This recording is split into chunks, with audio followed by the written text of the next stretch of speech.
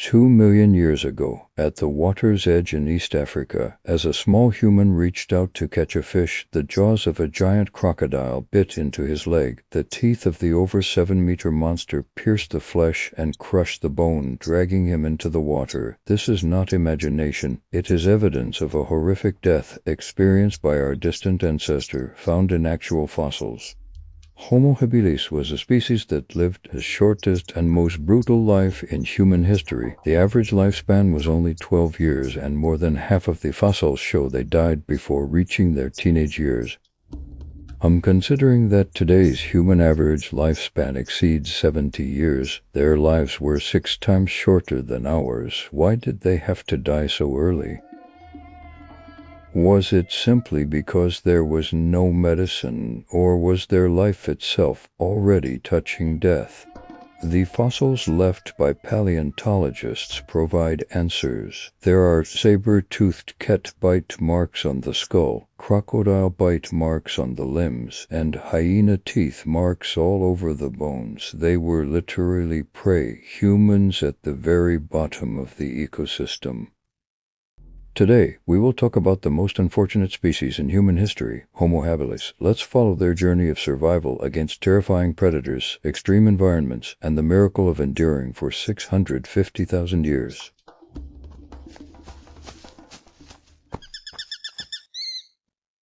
Homo habilis is an early human species that lived on the African continent from about 2,300,000 years ago to 1,655,000 years ago. Their name means handy person because they could make simple stone tools. However, their handiwork did not greatly aid their survival.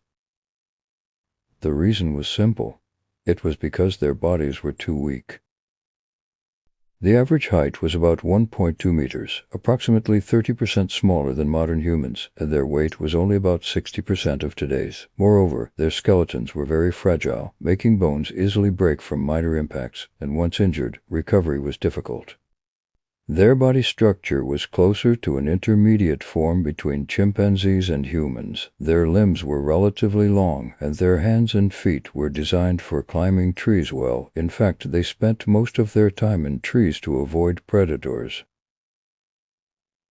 Chimpanzees often fall from trees and suffer serious injuries at least once in their lifetime, and it is presumed that Homo habilis was no different. However, the safety in the trees was only temporary. Because they were not vegetarians, surprisingly, Homo habilis was a species with a very high meat consumption rate among early humans. The teeth and jawbones left in the fossils are the evidence. Large and thick front teeth, along with a strong jaw structure, were developed to tear and chew tough meat. The problem was the method of obtaining meat. Homo habilis was not strong enough to hunt directly.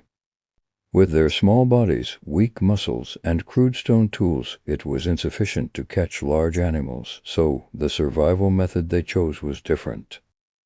Becoming scavengers rather than hunters, they would search for carcasses left by other predators and eat the remaining meat. This strategy had fatal consequences. According to one study, Homo habilis could at best only deal with jackals or cheetahs. They were helpless when larger predators appeared.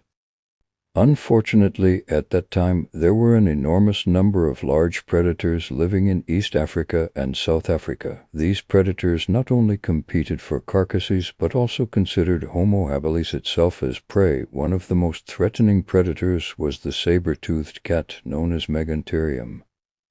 It was about the size of a jaguar, but much heavier and more powerful. It had legs the size of a lion's, and its claws were as sharp as razor blades. Once caught by its claws, there was no escape as 2 massive canines pierced the throat, severing major arteries. There was an even more gruesome method of killing. In one Homo habilis fossil, fang marks were found on the back of the head, and analysis of the bite angle revealed a surprising fact. The attack came from the front, not from behind. This means that the Megantherium put the entire human head in its mouth and bit down. It caused direct damage to the skull and brain, and completely blocked the nose and mouth with its jaws, suffocating the victim.